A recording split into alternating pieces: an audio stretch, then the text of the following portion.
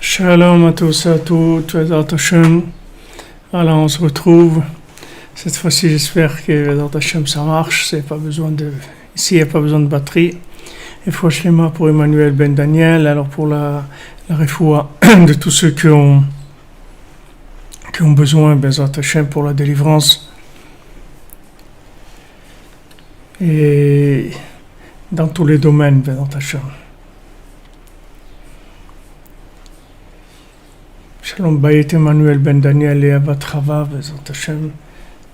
Et délivrance pour Emmanuel Ben Daniel, Tchouva Aaron Ben Léa, Yaakov Ben Léa.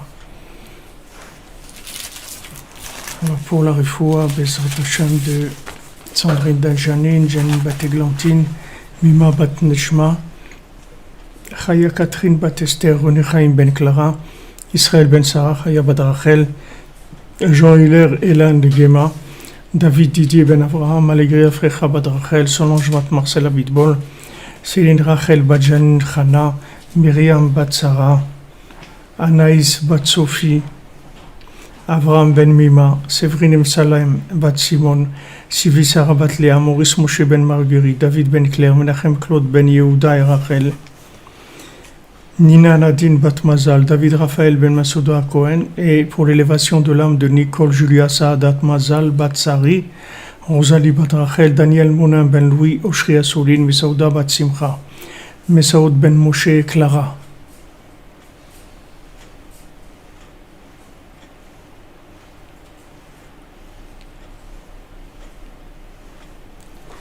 Vezat Hashem héritage Ibus. Qu'elle avance et Vezat Hashem qui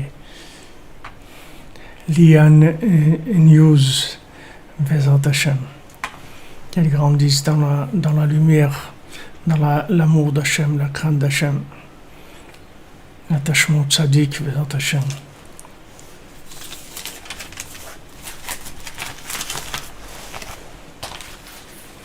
Ouais, c'est les cordonniers, vous avez raison.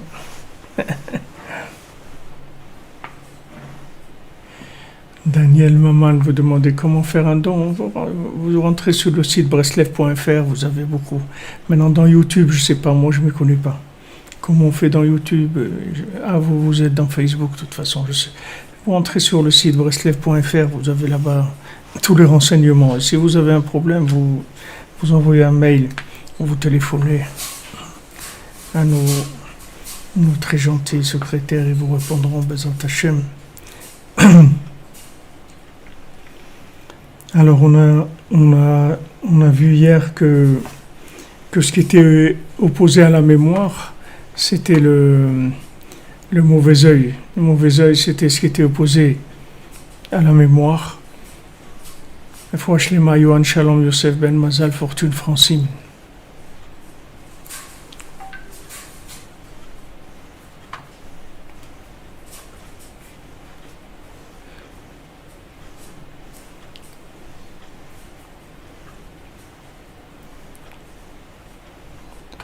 C'est possible que ce soit un peu saccadé parce que je vois que la diffusion là est sur orange. Donc c'est possible que ce soit un petit peu saccadé. Ok, certains je nous dit que c'est bon. כדי לשמור את הזיכרון צריך לשמור את עצמו שלא ייפול לרעין שהיא מיתת הלב. העד זה בשכחה ונפגע מהזיכרון ליבו מת בקרבו. ואינו זוכר את תכליתו הנצחי שצריכים לזכור זאת בכל יום לדווקא מחשבתי בעלמא דעתי. על ידי רעין אינו משים ליבו לכל זה. Donc le fait que maintenant il y a le mauvais œil, il entraîne la mort du cœur. Et donc la mort du cœur, ça veut dire l'impossibilité d'extrapoler au-delà de la matière. C'est-à-dire qu'il n'y a pas une possibilité d'aller plus loin que le visible ou le ressenti au premier niveau.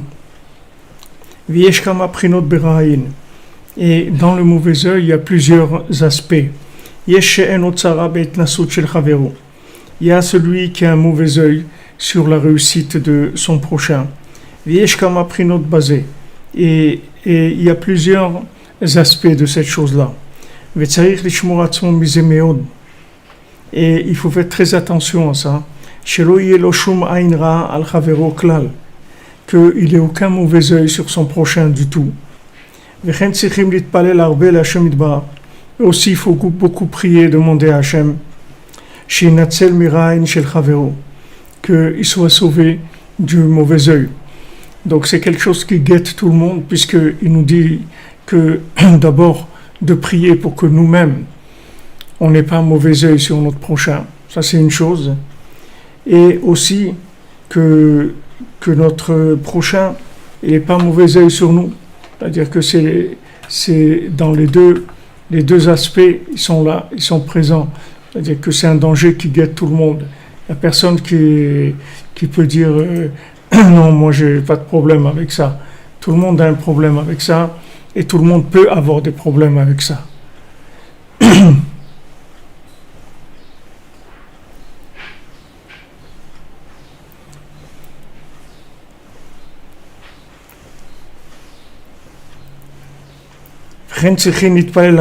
Donc il faut beaucoup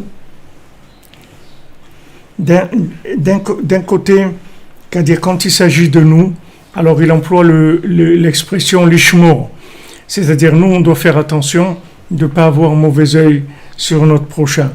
Maintenant pour pas être la cible du mauvais œil, ça il faut prier beaucoup, il dit. D'être sauvé du mauvais œil de son prochain. Et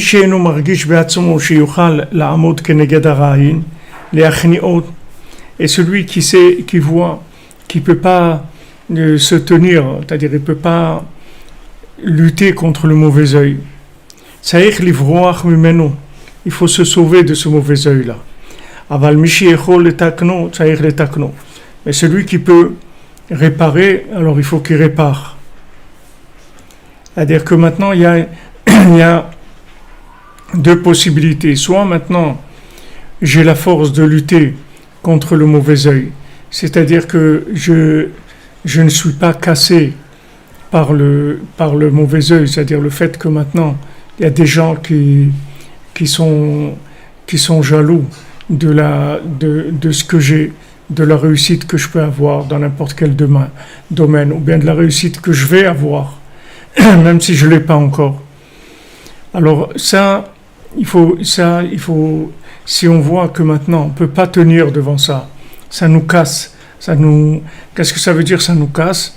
Ça veut dire qu'on va se on va se cacher à l'intérieur de nous-mêmes, c'est-à-dire on va se recroqueviller, c'est-à-dire comme on dit, rentrer dans des mourides de katnout, c'est-à-dire rentrer dans la petitesse, c'est-à-dire en fait on va s'empêcher de vivre parce qu'il va y avoir des gens qui ont un mauvais œil sur notre façon d'être. Donc on va diminuer notre expression, notre façon de vivre, parce que il y a des gens qui sont jaloux, qui l'expriment. Donc si maintenant on voit qu'on en arrive là, c'est-à-dire qu'on est obligé de ne pas vivre ce qu'on veut vivre, alors là, Rabbeinu dit il vaut mieux se sauver, c'est-à-dire il vaut mieux trouver une façon de plus être en présence de ces gens-là, de plus être, si on peut, bien sûr, il y a des situations où on ne peut pas se sauver, donc il faut faire avec, c'est-à-dire il faut se renforcer, lutter contre le mauvais œil. Mais si on voit que maintenant, ce mauvais œil-là, il nous atrophie à l'intérieur de nous-mêmes, c'est-à-dire il nous rentre dans une réduction mentale, une réduction émotionnelle, une réduction dans nos projets. C'est-à-dire le fait que, au lieu de faire ça, alors on va, comme quand on avait fait le gala à Paris en février de 2019, alors il y avait des rabbinim qui se sont opposés, mais il y a d'autres qui étaient plus sympas, c'est-à-dire dans l'apparence, et qui m'ont conseillé, qui m'ont dit regarde, au lieu de faire un gala, fais juste un cours, et pendant ce cours tu peux présenter ton projet, tu peux faire ce que tu as à faire, mais il vaut mieux pas faire de gala que les gens ça va trop exciter le mauvais œil. Mais comme maintenant, c'est pas que je me sens plus fort que qui que ce soit, mais comme Avraham Ben Nachman, il a dit que dans l'Inyanim de Rabbeinu, il n'y a pas besoin d'avoir peur du mauvais œil, parce que le tzaddik, c'est comme Yosef, c'est Ben Porat, Yosef Ben Porat Alehaïn. Le tzaddik, il est au-dessus de tout le mauvais œil.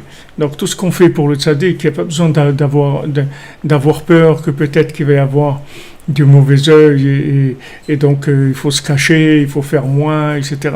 On peut y aller parce que du moment où si c'est lui, ça veut dire que les gens qui s'attaquent à ces choses-là, en fait, ils s'attaquent à lui. Donc là-dessus, il n'y a pas de problème. Mais tout ce qui est maintenant personnel, de notre développement personnel à nous, on doit faire attention. On doit faire attention il faut savoir jongler avec ces choses-là.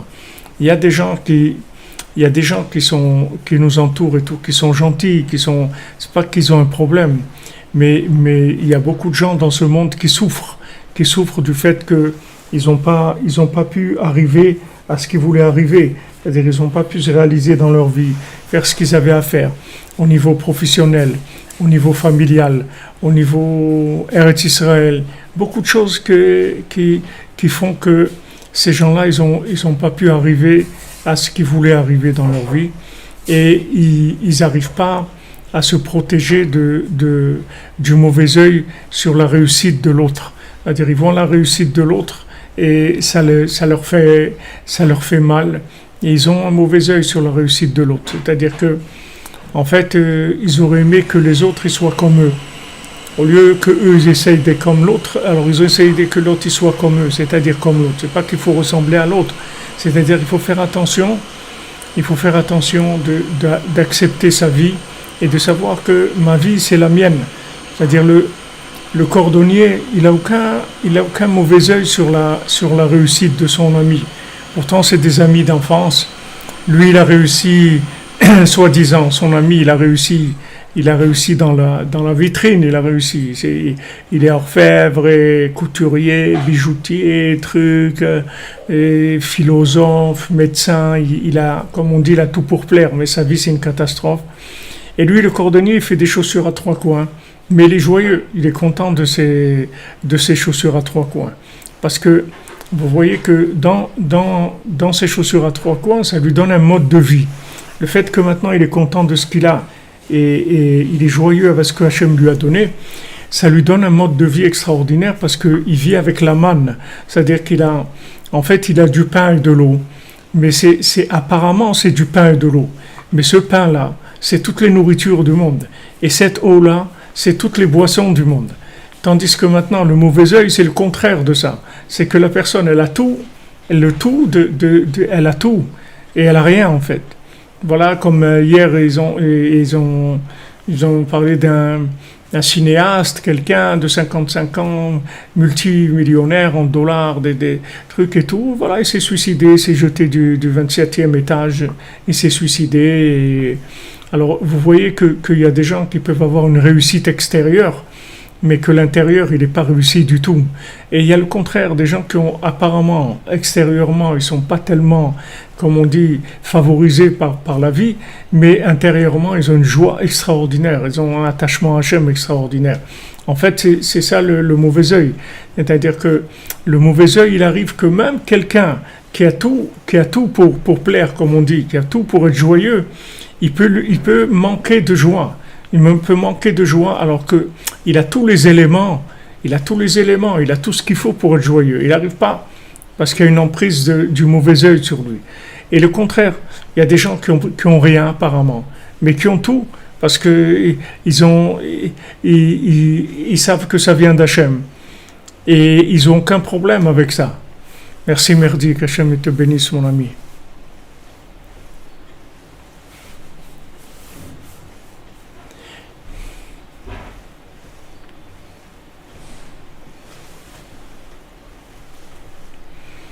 Non, c'est vrai, c'est pas que les gens ils peuvent pas, ils sont pas spécialement conscients.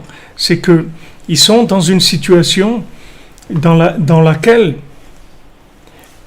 ils vivent mal leur situation parce que c'est toujours le même problème, c'est-à-dire au lieu de vivre leur vie en connexion avec Hachem, ils vivent leur vie en comparaison avec ce qui s'appelle dans ce monde la réussite pour le commun des mortels, pour les gens de ce monde.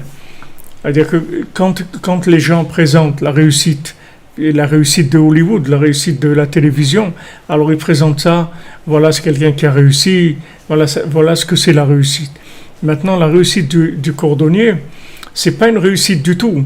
Le cordonnier se fait attaquer par son ami, qui lui dit « Mais toi, t'es un fou, t'es malade, t'es un débile mental, c'est tout ce que tu es. » Il le méprise terriblement. Parce que Esav, il méprise terriblement la simplicité. Esav, il est dans la compétition, parce que du moment où vous vivez en valeur par rapport aux valeurs de la bourse de ce monde, c'est-à-dire ce que les gens ils appellent la réussite, automatiquement vous allez vous trouver en compétition. Vous ne pouvez pas faire autrement. Parce que dans ce monde-là, il n'y a que de la compétition, c'est tout, puisque on est dans les chiffres, on est dans le monde des chiffres. Et tandis que quand on est vit dans la connexion, on a l'Aïdbo des doutes, comme on a parlé cette nuit, c'est-à-dire on freine la folie, la course, etc. Donc on sait qu'on n'est pas dans les quantités, on est dans la connexion. Et pour la connexion, il ne faut pas beaucoup. Une tranche de pain, de l'eau, ça suffit pour la connexion. Tandis que maintenant, quand il n'y a pas de connexion, il peut arriver quelqu'un qui a tout, absolument tout ce que quelqu'un peut imaginer matériellement dans ce monde, mais il est malheureux. Il est malheureux parce qu'il n'y a pas de joie. Il n'y a pas de joie parce qu'il y a un mauvais œil sur sa vie. Lui-même, il peut se faire le mauvais œil sur sa vie, c'est-à-dire qu'il n'est pas content, il ne se contente pas de ce qu'il a. Même s'il a des choses extraordinaires, ça lui donne pas de satisfaction. I can get no satisfaction. Il n'arrive pas à avoir de la satisfaction de sa vie. Il n'arrive pas, parce qu'il a un mauvais œil. Donc Rabbeinu dit il faut se garder du mauvais œil que nous, on peut avoir sur les autres. Et il faut prier beaucoup pour pas que le mauvais œil des autres il nous atteigne. Alors, vous voyez, par exemple, dans les Meraglim, quand les Meraglim, ils sont rentrés dans leur folie, alors Yehoshua ben Nun et Kalev ben Yefoune, eux, ils ne sont pas tombés. Mais Kalev ben Yefoune, il a été prié énormément. Il a été prié à Hebron, il a été prié chez les Havot, chez Abraham, Yitzhak, Yaakov, et les Maot et Adam Arishon. Il a été prié là-bas, chez Chava, chez Léa. Il a été prié là-bas, chez Sarah Imenu, chez Rivka. Il a été prié. Priez, sauvez-moi, sauvez-moi. Parce qu'il savait que cette théorie-là, politique-là, des Meraglim, c'était quelque chose de très dangereux.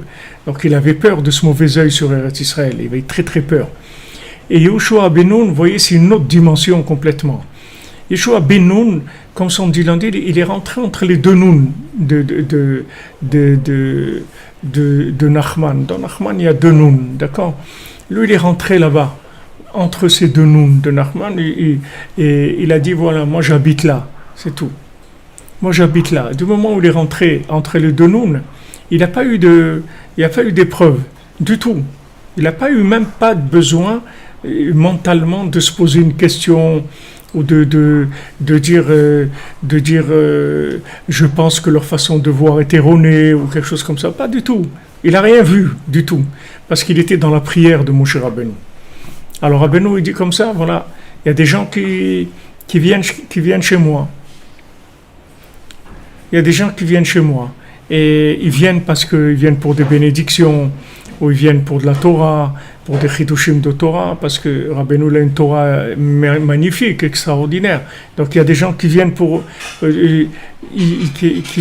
ça, pour la Torah de Rabbeinu, ou pour les bénédictions de Rabbeinu. Tout ça c'est bien. Mais Rabbeinu dit il y a un autre niveau, il y a ceux qui sont à l'intérieur de mon cœur.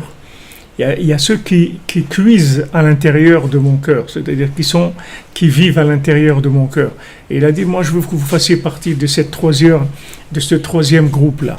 C'est-à-dire que maintenant, quand quelqu'un il vit à l'intérieur des deux Nun, c'est-à-dire Yehoshua ben Nun, il est entre les deux Nun, il a plus de problème au point de vue mauvais œil, ni sur lui sur les autres, c'est sûr que non, ni les autres sur lui, parce que il est entièrement protégé, il est dans la tente, il est dans la tente comme c'est écrit pour Yehoshua, Lo yamish mitoch haol, il quittait jamais la tente de Moshe Rabbeinu.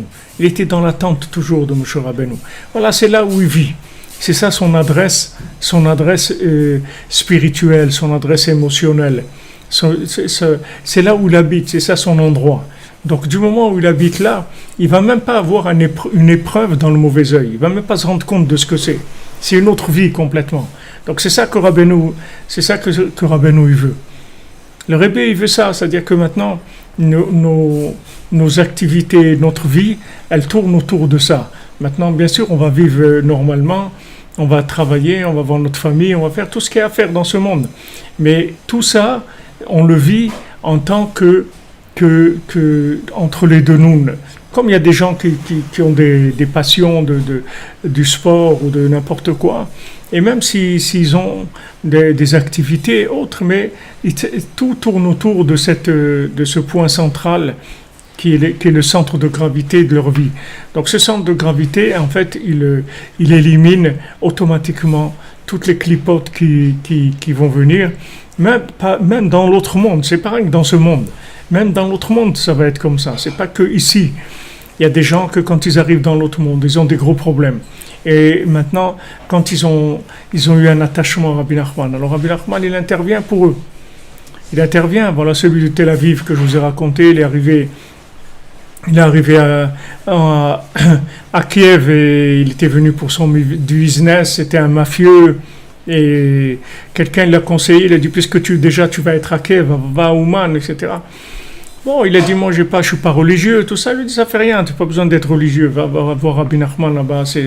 Donc il est venu ici, quand il a vu, bon, il a un peu de religieux et tout, il serait venu maintenant, il n'aurait pas eu tellement de problèmes parce qu'il n'y a pratiquement personne.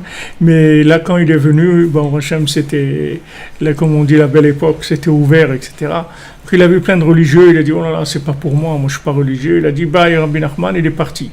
Alors quand il est rentré en Israël, à Tel Aviv, il a eu une dispute avec quelqu'un, il a pris une balle et voilà, il était cliniquement, il était mort. Alors quand il a raconté après que quand il était mort, il est arrivé devant les tribunaux en haut Et bon, ils ont décidé, bon, les tribunaux, c'est pas, il y a plusieurs étapes, mais un premier tribunal, déjà comme une garde à vue comme ça, pour décider qu'est-ce qu'on va faire avec lui.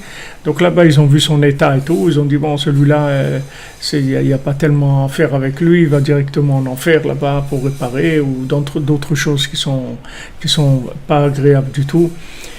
Alors là, il y a Rabbi Nachman qui est arrivé, il a dit, mais attendez, celui-là, là, il est à moi. Il est venu chez moi, oui. Donc il est venu chez moi. Et il est venu me voir, il a fait le déplacement, il est venu me voir spécialement, il est venu à Ouman pour moi, pour me voir, d'accord?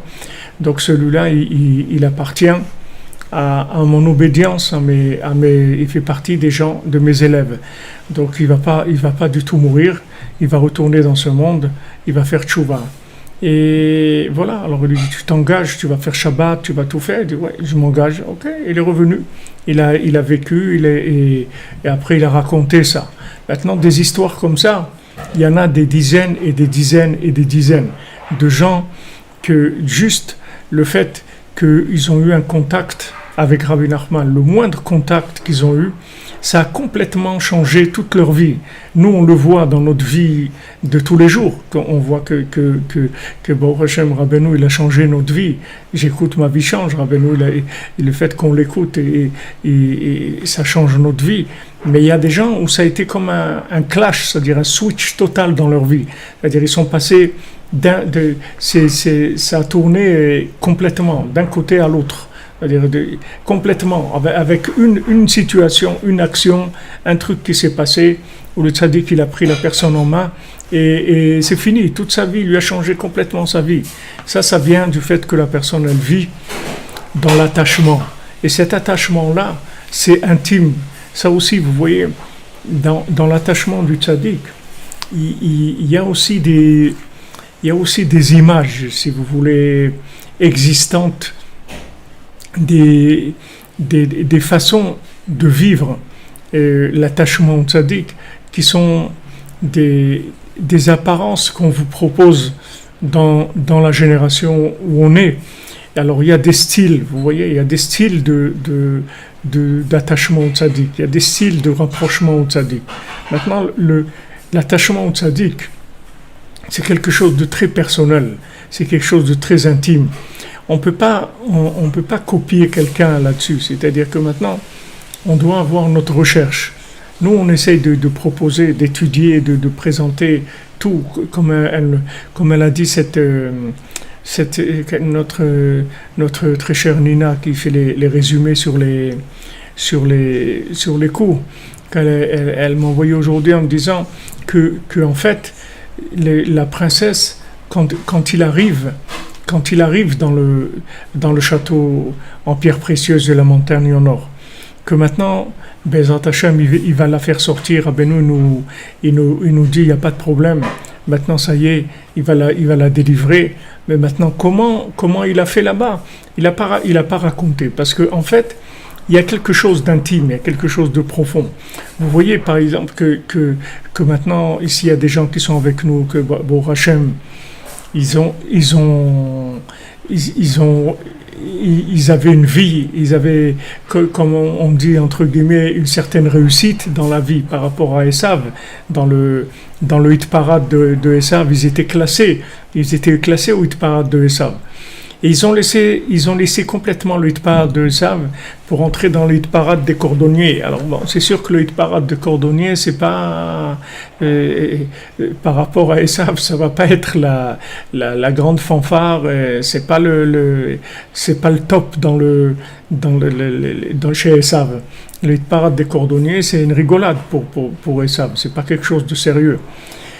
Maintenant, vous voyez que dans votre vie, vous avez reçu un appel très personnel, c'est-à-dire l'appel qui vous a fait changer, il est très personnel, il est très adapté à vous-même, c'est très intime comme appel, parce que si c'était un appel général, alors tout le monde aurait ressenti ce que vous ressentez, et tout le monde aurait fait le même pas, mais vous voyez que c'est pas comme ça. Vous savez que vous pouvez avoir des amis, vous pouvez avoir de la famille, vous pouvez avoir des enfants même, vous pouvez avoir des conjoints même, que vous n'arrivez pas même que vous pouvez leur parler et ils ne savent pas de quoi vous parlez. C'est-à-dire, vous pouvez leur dire, ouais, wow, j'ai vu quelque chose de super, Rabbi Nachman, tout ça et tout. Et ils sont indifférents. Donc, vous voyez que vous-même, vous n'êtes pas capable de traduire à quelqu'un d'autre qu'est-ce qui a déclenché chez vous ce changement-là. Vous pouvez pas, vous n'arrivez pas à l'exprimer à quelqu'un de façon à ce que ça puisse déclencher ça. Parce que si c'était quelque chose qui était standard, comme une chose standard dans ce monde, alors il n'y aurait pas de difficulté. Et tout le monde serait d'accord. Maintenant, il y a une dimension, si vous voulez, de communication avec le tzaddik qui est très très personnelle. C'est-à-dire que le tzaddik, il envoie un appel à travers des intermédiaires. Il y a des intermédiaires. Mais le fait que maintenant il y a des intermédiaires, ça ne change pas la qualité de la spécificité et de l'intimité du message. Vous voyez ? Et ça, il faut beaucoup considérer cette chose-là. Il faut avoir beaucoup d'honneur et de respect et de joie de cette chose-là. Parce qu'en fait, pour arriver chez vous, il a fallu utiliser des moyens qui ont permis une traduction très intime du message qui a fait que ça a déclenché le changement chez vous. Maintenant, si vous utilisez cette formule-là, la même, pour quelqu'un d'autre, il ne va pas comprendre de quoi vous parlez. Mais maintenant, peut-être que dans ce que vous allez dire ou autre, lui, il va sentir quelque chose que vous n'avez pas senti, et lui aussi, il va pouvoir avoir un déclenchement par le flux du tzaddik qui passe par vous. C'est pour ça que Rabbeinu, là-bas, qu'elle a dit Madame Nina, que en fait, il n'a pas dit comment. Le comment, il n'a pas dit, parce que c'est trop... c'est quelque chose que, s'il commence à dire le comment, il risque de... on risque de flasher. C'est-à-dire on risque de flasher sur le côté imaginaire, c'est-à-dire sur l'image de la méthode personnelle qu'il a utilisée, et de s'accrocher à ça, alors que c'est pas ça. C'est pas ça. C'est-à-dire, n'oubliez pas, c'est un vent qui vient et qui prend la princesse et qui l'amène là-bas. C'est-à-dire, il y a un souffle, que c'est ce souffle-là qui est le souffle de la délivrance.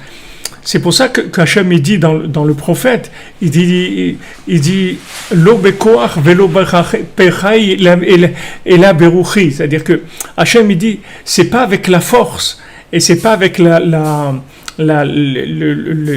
chayil, c'est-à-dire la force physique ou la force des moyens. C'est im beruchi, avec mon souffle. C'est avec mon souffle. Il y a un souffle divin qui plane au-dessus des eaux, c'est-à-dire au-dessus de la Torah, au-dessus des enseignements. Il y a un souffle divin.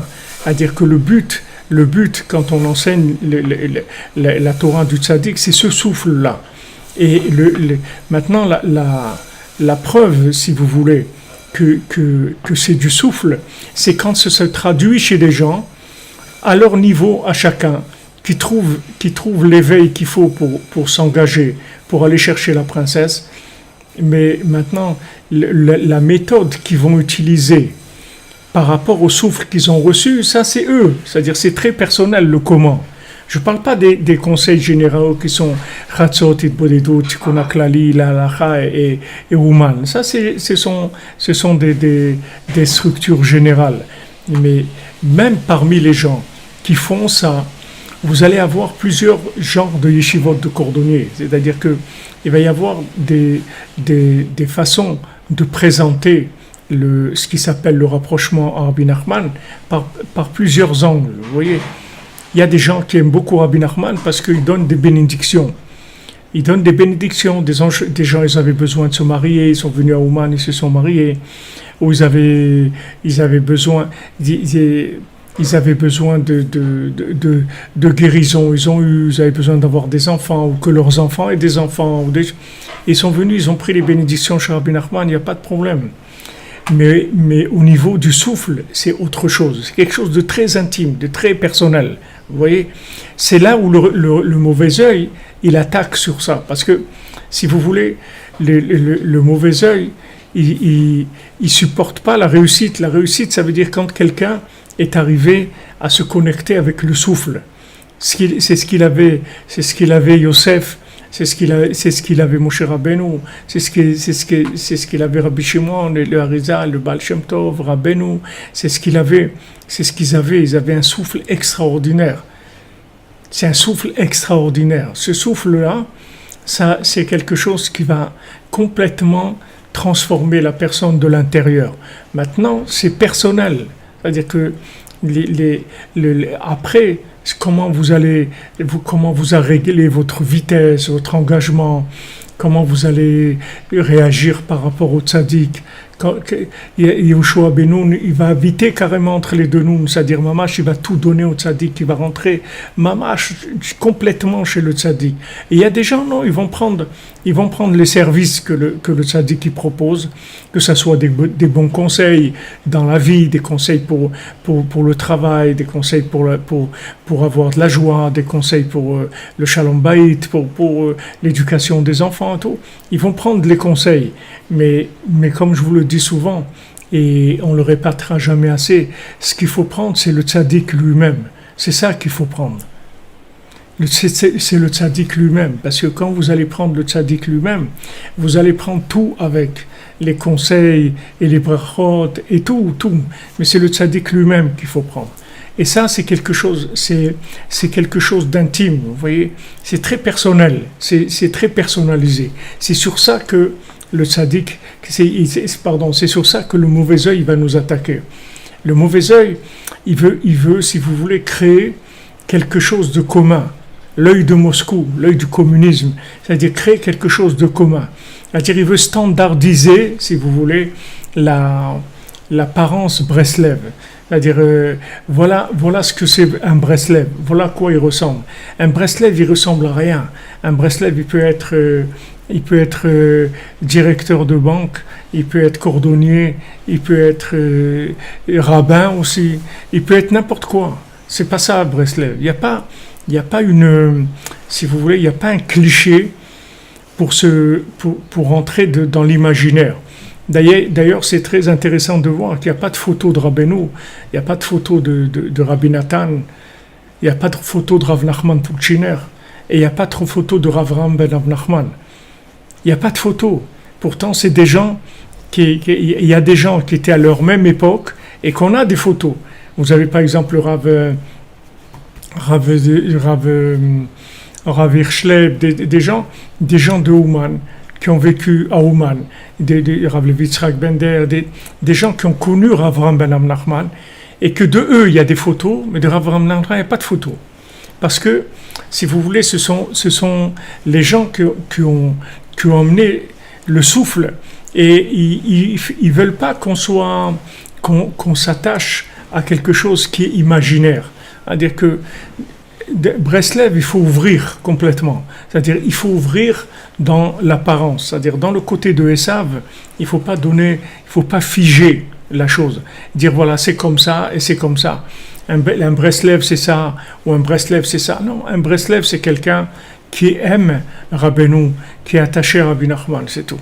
Maintenant, comment ça va se traduire dans sa vie? C'est peut-être quelqu'un qui va faire des falafels, il va avoir un falafel, un autre une banque, un autre il est avocat, un autre il est médecin, un autre il est plombier, un autre il est cordonnier. Chacun il va avoir sa vie, c'est-à-dire comment. Donc Rabbeinu ne raconte pas.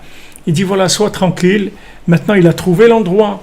Il est rentré dans la yeshiva du tzaddik, il est rentré dans la yeshiva du cordonnier, maintenant, it's up to you, vas-y, fais ton business maintenant, fais ta vie. Parce que, si vous voulez, il n'y a pas quelqu'un, il n'y a pas un maître dans le monde qui est arrivé à être aussi précis dans la méthode par rapport à l'individu, par rapport au côté individuel de la personne, vous voyez?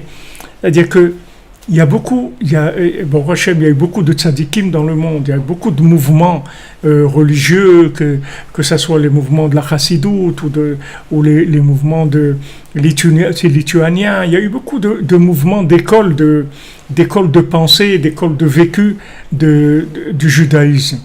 Mais il n'y a aucun mouvement, absolument aucun, qui a autant libéré l'individu dans sa façon personnelle de vivre les choses. Ça n'a jamais existé.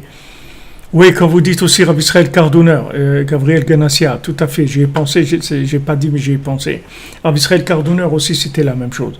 Et d'ailleurs, Rabbi Israël Cardonner, il avait cette méthode-là, c'est-à-dire quand maintenant il rapprochait quelqu'un de Breslev, et qu'il avait trouvé et tout, il lui dit, regarde, t'as trouvé maintenant, c'est Rabbeinu et tout, allez, vas-y maintenant, va vivre ta vie, va vivre ta vie, ta façon de vivre par rapport à Rabbeinu. Vous trouverez jamais, ça n'a jamais existé, ça c'est le plus grand chidouche de Rabbi Nachman, c'est que ça n'a jamais existé quelqu'un qui s'occupe autant de vous en vous lâchant complètement. C'est quelque chose de très très très difficile à réussir, parce que dès que quelqu'un s'occupe de vous, il devient présent dans votre méthode. C'est comme ça que ça marche. C'est-à-dire que vous prenez des groupes, il y a une façon de s'habiller, il y a une façon de ci, il y a une façon de là, il y a des façons comme ci, comme ça. Chez Rabbeinu, il n'y a pas ça du tout. Rabbeinu s'occupe de vous entièrement. Il vous prend en charge entièrement, mais il vous prend en charge de l'intérieur, vraiment. C'est-à-dire vraiment de l'intérieur de l'âme, avec un souffle à l'intérieur très très fort. Et après, votre façon de traduire ce souffle-là, allez-y, it's up to you. It's up to you. Tout à fait. C'est un cœur pur. C'est un cœur pur, c'est tout. Rabbeinu s'occupe entièrement. Voilà, il n'y a pas, comme vous dit Walter Ego, il n'y a pas de profil type. Vous comprenez? Ils peuvent avoir plusieurs formes. C'est sûr, c'est magnifique. C'est pas que magnifique, c'est divin. C'est divin. Parce que normalement, n'importe où vous allez essayer de tirer de l'énergie, il va y avoir une manipulation.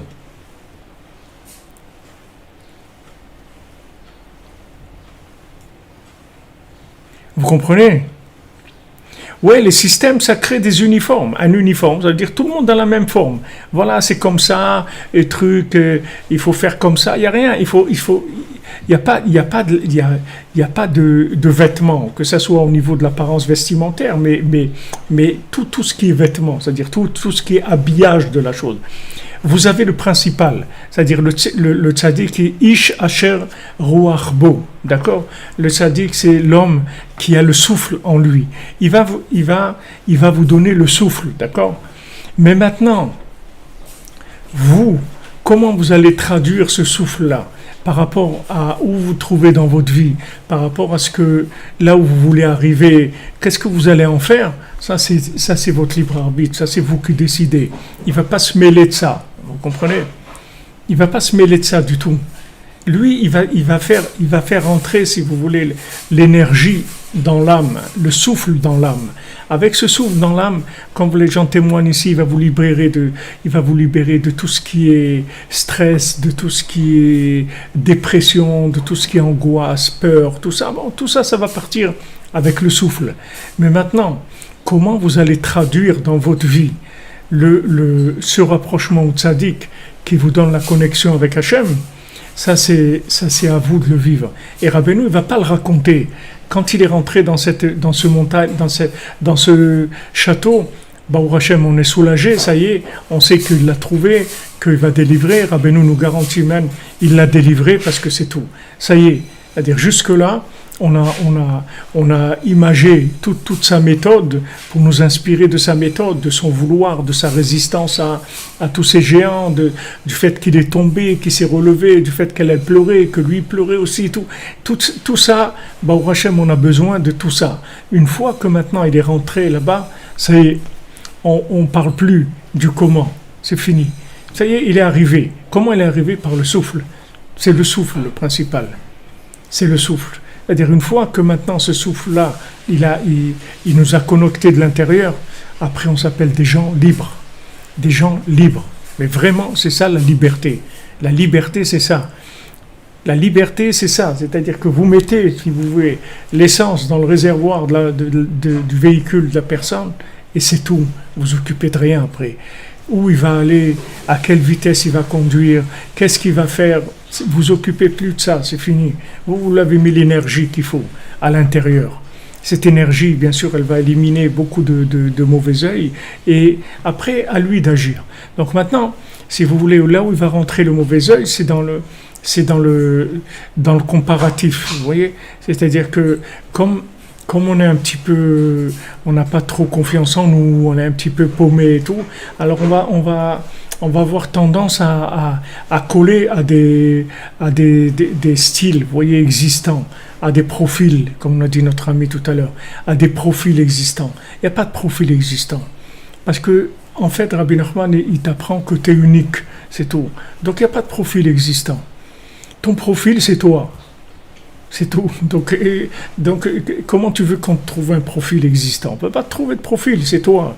On ne va pas trouver un autre toi, ça n'existe pas. Hachem, il ne fait pas deux fois. Rabbeinu dit, Hachem, il ne fait pas deux choses pareilles.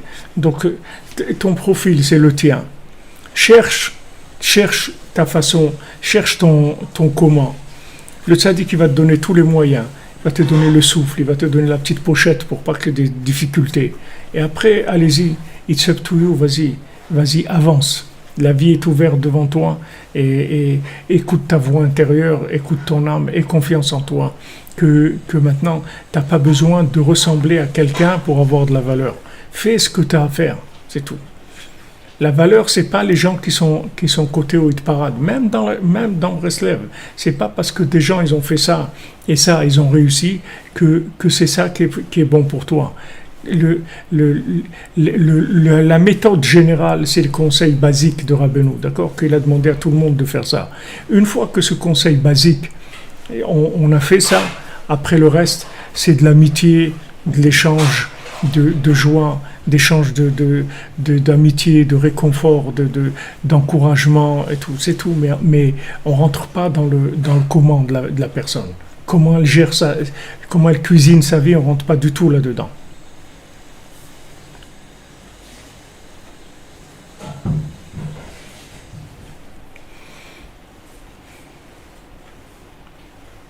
Vous comprenez?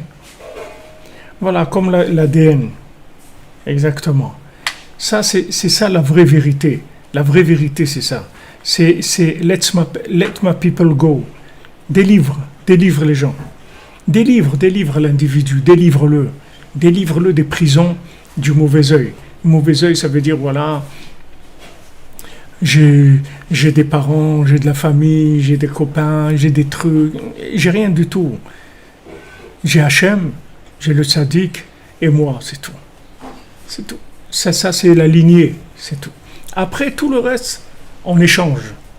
Mais je vais pas reproduire des choses, même s'il y a des gens qui sont très intéressés par ce que je devienne, ce qu'ils veulent que je devienne, même si c'est soi-disant pour mon bien, c'est-à-dire que des gens proches, de la famille, des parents, ils disent c'est pour ton bien ce qu'on veut, etc.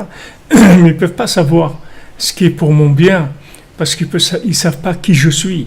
C'est pas parce que je leur suis leur enfant qu'ils savent qui je suis. Ils ne peuvent pas savoir qui je suis du tout. Ils n'ont aucune idée de qui je suis. Aucune idée.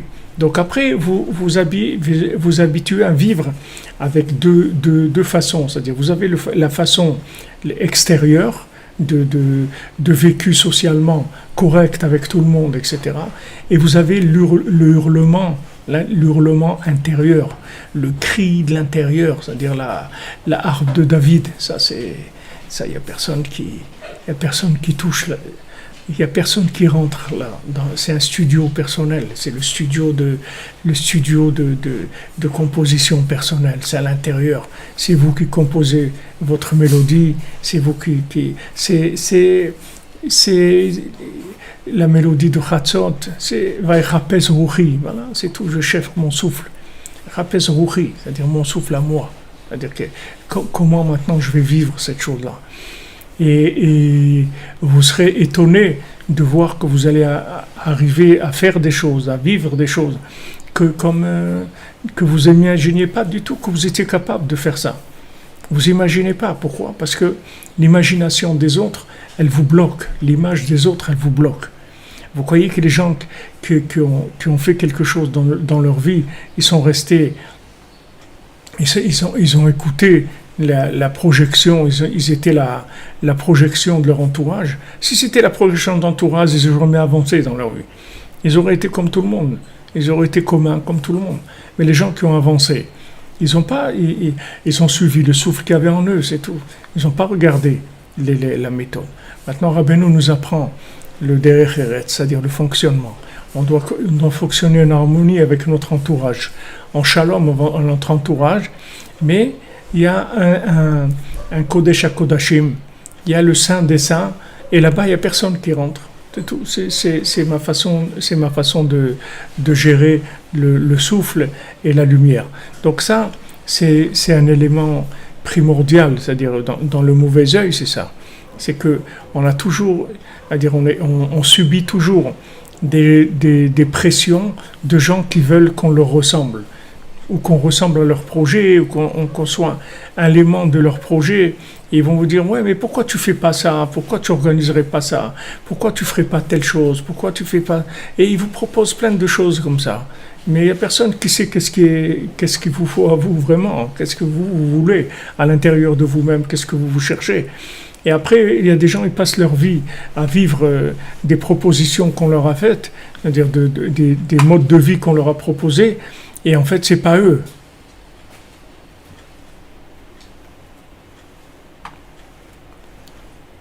Il faut acheter les mains pour Eden Galitz. Ça coupe, non, il n'y a pas de... Ça coupe pas, non, il n'y a pas de... L'écoutez Moran, c'est quoi? C'est le livre Les enseignements de Rabbi Nachman. Ce sont ce sont des tikkunim, des choses qui réparent l'âme, qui délivrent de tout le mensonge, de toutes les clipotes. Les études de l'écoutez Moran, ce sont des médicaments de l'âme.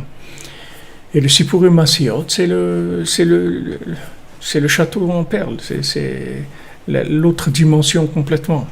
C'est que le cœur et que la connexion et que c'est le Kodesh HaKodashim de Rabbi Nachman.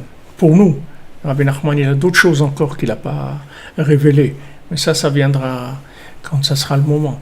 Mais là, avec l'écouté Moran et Sipurim Masiot, vous avez tout. Vous avez tout pour arriver à réussir dans ce monde, Baruch Hashem.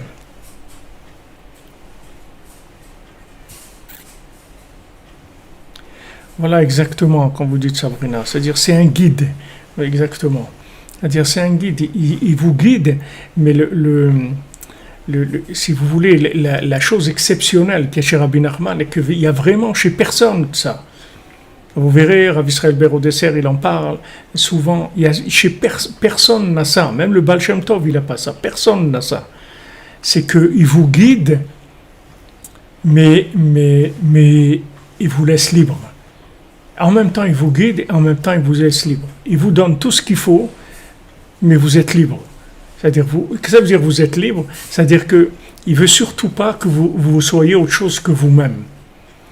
Surtout pas. C'est-à-dire, en fait, il vous guide vers vous-même, pas vers le voisin, ou pas vers les parents, ou pas vers les enfants, ou pas vers l'employeur, ou pas vers l'employé, ou pas vers le copain, ou pas vers l'élève, ou pas vers le truc. Il vous amène à être vous-même. Ça, si vous voulez, c'est cette façon de guider les gens, c'est quelque chose qui n'a jamais existé dans le monde. Il n'y a pas eu un guide qui n'est pas rentré un petit peu avec les personnes. Le guide, il a toujours été un petit peu présent dans la façon d'être. Il n'y a que la Neshama de Moshe Rabbeinu, de Moshe, Rabbi Shimon, le Harizal, le Baal Shem Tov et Rabbeinu. Mais même à l'intérieur de tout cela, l'emprise, si vous voulez, le fait que maintenant la Neshama de Moshe, elle n'était pas parfaite, il y a eu vous voyez, il y a eu Il y a eu, comme on voit dans la paracha, il y a eu frapper le rocher. Alors qu'il fallait que parler avec le rocher. Mais il y a eu frapper le rocher. Frapper le rocher, ça veut dire qu'il y a eu un côté d'action, si vous voulez, sur le miracle qui devait y avoir. Le rocher qui devait donner l'eau, il est venu, il s'est placé au milieu des autres rochers. Et il fallait uniquement parler avec lui, c'est tout. Il ne fallait pas du tout utiliser la main, les mains. Du tout. Parce que même si c'est des mains de Gdusha, les mains de Moshe Rabbeinu, c'est Mathéos, c'est toute la force spirituelle de Moshe Rabbeinu. Même là, il ne fallait pas utiliser ça du tout. C'est pour ça que Rabbi Nachman, il n'utilise pas les mains du tout. C'est-à-dire il n'y a aucune rigueur dans sa façon de présenter les choses. Il n'y a que de l'appel, si vous voulez, de l'appel à de l'intérêt personnel. Mais il n'y a pas de rigueur du tout. Il n'y a pas de rigueur, parce que dès qu'on utilise la rigueur, on rentre en fait on rentre dans la vie de l'autre et on commence à le manipuler. Et ça c'est pas, avec ça on ne peut pas arriver à la réparation de l'individu. Parce que si quelqu'un il vit la vie de quelqu'un d'autre, comment vous voulez qu'il se répare? Comment vous voulez qu'il se répare s'il vit la vie de quelqu'un d'autre? On ne peut pas le réparer. C'est pas lui. Donc, comment on va lui commencer à s'occuper de lui, lui dire voilà, il faut ça, on fait ça. Il vit la vie de quelqu'un d'autre. Il vit pas sa vie à lui. Alors tout le inyan si vous voulez, de l'approchement, du rapprochement au tzaddik, du bin noun, de rentrer entre les deux nouns, c'est ça. Et ça, il faut avoir une confiance totale en soi, en sachant qu'on est une créature unique, on est né à un moment unique, à une seconde unique, on a l'ADN unique, on a des empreintes digitales uniques, on a plein de choses qui sont uniques chez nous, et on a quelque chose à faire d'unique dans notre vie, qui est complètement l'expression de notre âme. Et ça, c'est très intime, et ça, le tzaddik, il ne touche pas à ça. Le tzaddik, il va vous donner tout le souffle de la réussite, et après vous allez faire votre recherche personnelle. Vous voyez, le second du roi, il cherche, c'est très personnel. Il n'y a personne, vous voyez, qui lui dit quoi que ce soit. Après, il se débarrasse dans la deuxième étape, qui est beaucoup plus importante que la première. Dans sa deuxième étape de recherche, c'est plus des examens de midot, comme au début, il ne faut pas manger, il ne faut pas boire. C'est plus des examens de midot. Après, c'est de la recherche pure, entièrement. C'est-à-dire, c'est que de la recherche, c'est que du cœur et des larmes. Et des gens qui lui disent, ça n'existe pas. Le mauvais œil, il se réveille, il attaque vraiment directement, là. Avant, il n'avait pas une attaque de l'extérieur. Avant, il s'endormait, c'est tout. Mais maintenant qu'il s'est réveillé pour de bon, et qu'il a compris que maintenant, il veut y aller, c'est-à-dire il a décidé qu'il veut y aller, alors il n'y a plus le sommeil. Maintenant, il est attaqué par des forces extérieures qui veulent lui mettre le mauvais œil en lui disant « tu ne vas pas réussir, c'est de la folie, ça ne marchera jamais ton truc, et tout, tu as la folie des grandeurs », tout ce que vous voulez qu'il peut y avoir comme argument chez ces géants pour essayer de l'arrêter. En fait, c'est toute l'emprise du mauvais œil et de l'imagination. Après, il retourne le mauvais œil en bon œil, puisque eux-mêmes, ils vont l'aider, et il va pouvoir arriver, Bezat Hashem, à la princesse sur la montagne en or et le château en pierre précieuse. Voilà les amis, Be'atzlacha, que des bonnes choses. On se retrouve cette nuit. On va essayer de faire du tziyoun. J'espère qu'on aura plus de... Je vais utiliser peut-être les téléphones au lieu d'utiliser l'ordinateur, parce que la batterie des téléphones a plus elle dure plus longtemps il n'y a pas de problème, il n'y a pas de ce côté-là. Mais j'espère qu'on va y arriver, Bezat Hashem. En tout cas, Toda Rabba, merci d'être là, merci d'être présent dans la yeshiva des cordonniers. Merci les élèves du jour, de la nuit, et les élèves des deux. Bezat Hashem, Ashrenou, merci de votre présence, votre participation, d'être là tout le temps, Bezat Hashem, que ça amène la réfoua, la réussite à tout le monde, la délivrance. D'être chez Rabbi Nachman, c'est déjà une garantie de la délivrance. D'avoir connu Rabbi Nachman, c'est déjà une garantie qu'on a terminé déjà, Baruch Hashem. Alors on peut vraiment se détendre, être joyeux, parce qu'on a déjà terminé. Et ça, c'est dans chaque chose de notre vie, c'est comme ça. Chaque chose de notre vie, Rabbi Nachman, il a terminé déjà avec. C'est déjà réglé, Baruch Hashem. Et tout ce qu'on passe, c'est par rapport à ces géants-là. Quand ces gens-là ils viennent, ils ont l'air tellement vrais, tellement puissants, tellement imposants.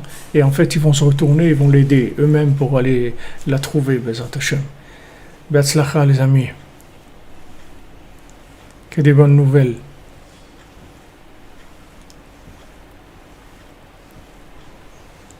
Merci pour vos bénédictions pour moi et mon épouse. Amen. Merci, que des bonnes choses, les amis.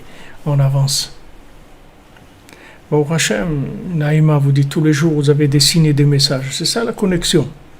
C'est ça la connexion. C'est adapté à vous. C'est des signes pour vous, des messages pour vous. Vous voyez, c'est la méthode. Rabbi Nachman, il vous lâche, il vous met en live, c'est-à-dire avec Hachem. Allez, vas-y. N'aie pas peur d'exister, n'aie pas peur de vivre, n'aie pas peur de réussir. Vas-y, avance. Dans Hachem. Oui, c'est un honneur, c'est vrai. Connaître Rabbi Nachman, à part que c'est un bonheur, c'est un honneur aussi. Et Vashlema Paraon ben Rivka, Michael ben Miriam. Amen, mademoiselle, madame Bouzo, à cette nuit, Bézant Hachem.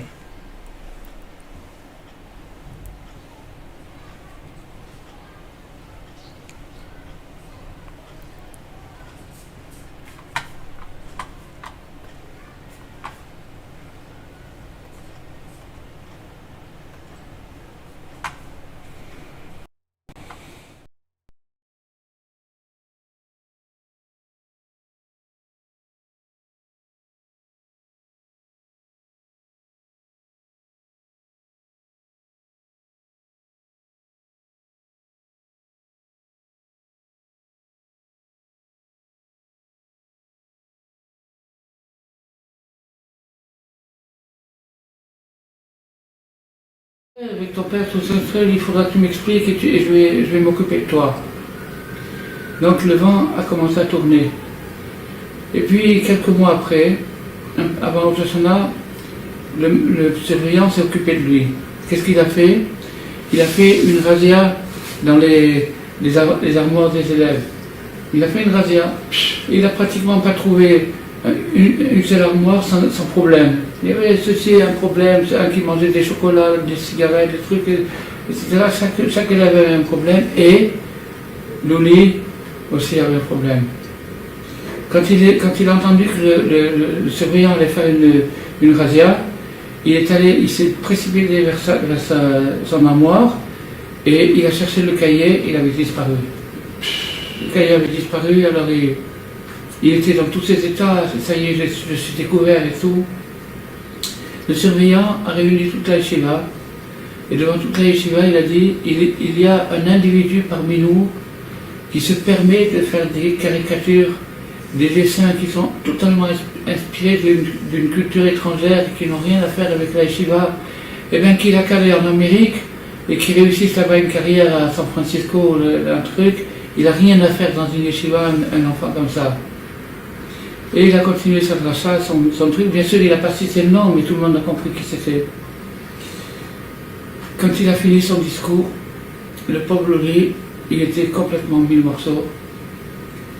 Il est rentré à la maison, il n'a plus voulu étudier, il n'a plus voulu prier, il n'a plus voulu manger, il n'a plus voulu parler avec personne, il était cassé. Il était cassé.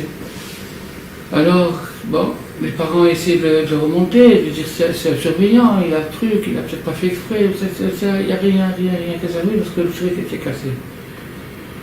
Et à tel point qu'il s'est produit avec lui ce qui se produit aujourd'hui avec beaucoup d'enfants aussi précieux que ce garçon qui quittent le chemin de la Torah parce qu'ils se font casser ou ils se font critiquer ou ils se font houspiller par des vieux ou par des moins vieux. Donc lui, il a quitté la maison. Il a commencé à quitter la maison. Il est venu à Tel Aviv, ici à Tel Aviv.